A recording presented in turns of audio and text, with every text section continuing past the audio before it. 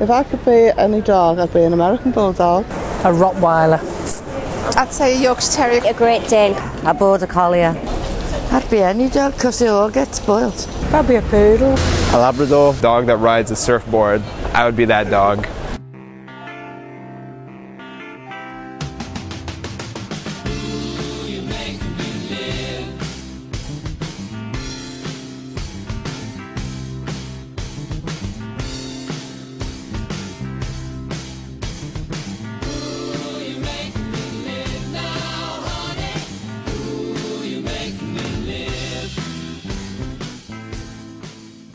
Britain is a nation of dog owners. With so many breeds to choose from, you can't go wrong.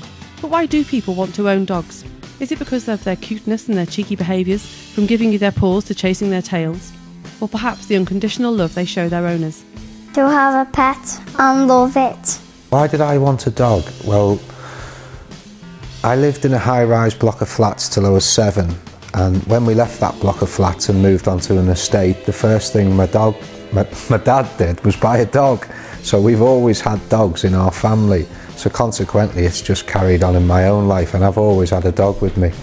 I'd always wanted a dog and was never allowed one at home. So when I moved into my first house, at the first opportunity, I got a dog. Well, we wanted a dog because I suppose we wanted to get out a bit more, but the family that had him before us had quite a lot of dogs and they couldn't really look after the amount they had, so we got him. The dog I've got at the moment is a 7-year-old golden retriever called Toby. He's a small Yorkshire Terrier and he's called Barney. He's an absolute nutter. He likes people, he likes children, but he doesn't like other dogs, which is a big issue when we're walking. We got him not long ago, it was about a month ago I think. It was quite fun, everyone sort of came round and had a look at him because he's really cute. I actually bought him for my daughter as a 10th birthday present. When I first got the dog, I got him from a rescue centre. I've always liked Alsatians, I've always liked collies, and he's an Alsatian Collie cross. And so he was supposed to be the ideal dog. I got her from our Jane and we want to adopt her. And we chose him, I think it was because he was the smallest one out of the 3 that the people had, and we thought he'd be quite cute and easy to look after. I'd say he's got a very arrogant personality because his great-grandfather was a Crufts champion. He's full of vitality, he's very friendly, he's very greedy, he's very energetic as well. He's good company, he's a good security measure because we've nearly had the house broken into, and he's a teddy bear with teeth, and they don't know he likes other people, so it's quite effective as a guard dog. If you have a teddy and you go like that, then she chases it and tries to grab it. Oh, the best thing about owning a dog is because a dog is a man's best friend, and Toby is certainly mine. And the best thing would probably be the walks, because I never really went out much, to be honest, and neither did the family, so I guess it's nice to get out with them. To play with her and give her treats and to give her some love. Dogs need daily walks and exercise, but with people working longer hours, they don't always have time, and so this has led to people making a career out of walking other people's dogs. I've been dog walking now for about 14 months. It's mainly, I think, for people who are working for a living, you know, with 2 people in the family or 1 person in the family working for a living, and they want to care for the dog, and so they want somebody to go and take him out and walk them. I would take the dog out, walk it for an hour, and then bring it back to her.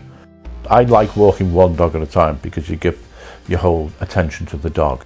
My prices are, I charge £10 to walk a dog for an hour, and I charge £7 to walk a dog for half an hour. I have regular customers who I go to, you know, sort of on Monday, Wednesday, Friday, or whatever days they want. For some people, dogs are more than companions, they are a lifeline which helps them keep their independence. But these dogs need a lot of training before being given to someone who needs them.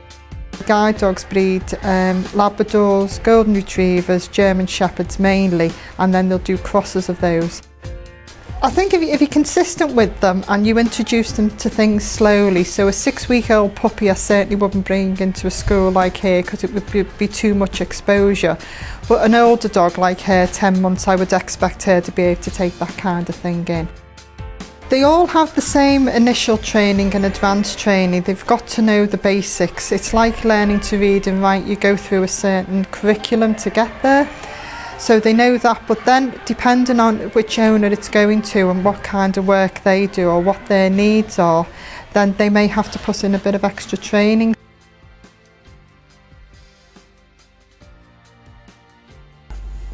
How long have I been blind? Since birth, which is many years ago, over 70 years.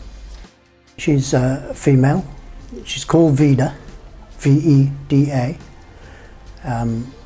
She's a purebred Labrador, and she's now 3 years and 3 months old. And the advantage of the dog is that you move much more quickly and you don't very often bang into obstacles.